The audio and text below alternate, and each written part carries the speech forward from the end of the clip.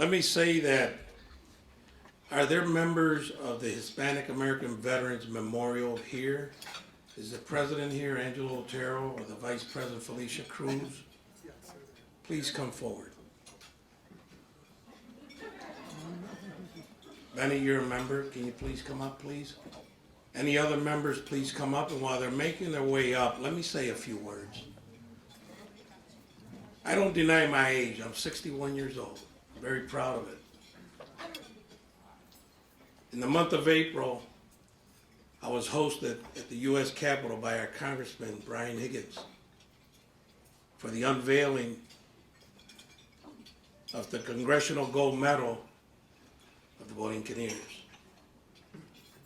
For me, it was the most moving experience I ever had in my life.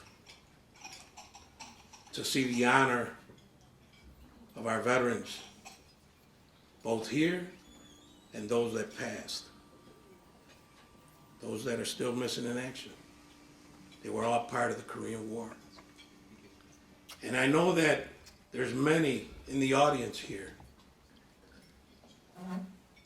that have a parent that was part of that 65th Infantry. Cheeto, your dad was part of that 65th Infantry Regiment. And there's others. This past Saturday, at the Hispanic American Veterans Memorial Anniversary, we had a dedication to the 65th Infantry Regiment. Those veterans that were there, that are still alive, and those that were deceased, that their family members were there,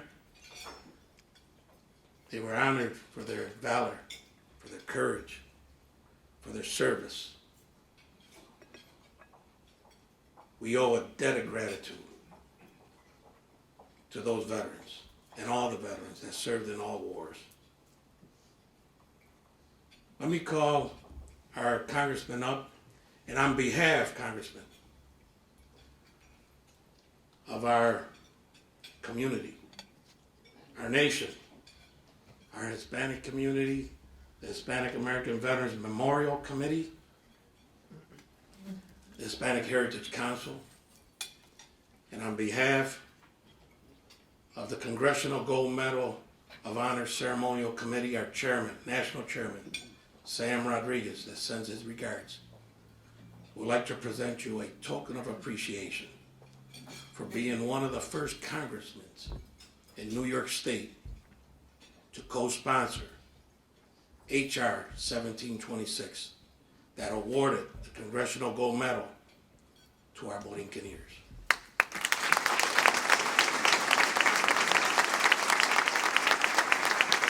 Thank you very much. Thank you.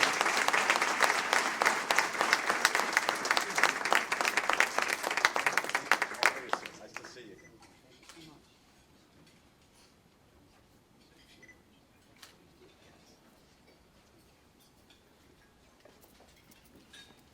Well, thank you very much, Kaz. And I was thinking when Kaz came to the United States Capitol to be part of a delegation to receive the Congressional Gold Medal, the highest civilian award given by Congress, I watched the faces of the Hispanic Americans that were there. You felt proud to be an American, to see that this extraordinary group of individuals with great dedication, great courage, who had really been denied access by their own government, yet they go in bravely and fight in wars to defend this great nation. There are 55 million Hispanic Americans in this country. We are a greater country when we embrace our diversity. We often hear some of the churlish rhetoric about immigration and about, rounding people up, throwing people out. Anytime anybody's critical of it, the wall continues to get higher. If they had their way, this room would be empty, including this podium. The United States takes in more immigrants legally than every country in the world combined. We are the great aspiration of the world. We export our freedoms. We export our principles. Our founding documents are full of language that says to fulfill the great promise of America, we must embrace the diversity that has made America great. It is a great time to be in this country. It's also a time of reflection. We should not seek to condemn others or judge others. We should look within ourselves. When you look at the gun violence that occurred, the demonstrations on the floor of the House of Representatives this past week, our efforts were just to call out the fact that democracy in the nation's capital, in the United States of America, on the floor of the United States House of Representatives was being denied. And you think about it. You think about Orlando. 49 people dead. 53 people wounded. One shooter. A terrorist. He should not have access to a weapon of mass destruction.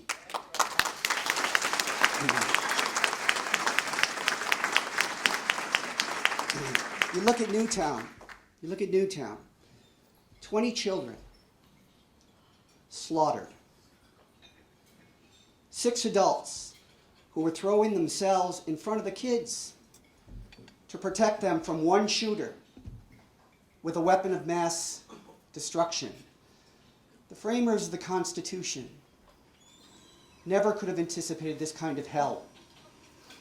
We should be able to allow those who are responsible gun owners to fully exercise their Second Amendment rights. But people who we don't allow on airplanes shouldn't be able to legally purchase semi-automatic weapons that are designed to do one thing. There's one thing that advances more quickly in our society, and the technology of killing. Every day, weapons of mass destruction are being manufactured that are designed to kill more people as quickly as possible. That has to end, and we can advance common sense gun safety legislation because both Republicans and Democrats support that as well as 90% of the American population. But this is a day of celebration, to celebrate the Hispanic heritage of our great city and our great nation. So we give thanks for many things. I give thanks to you for the extraordinary opportunity that you give me to represent this community in the United States Congress.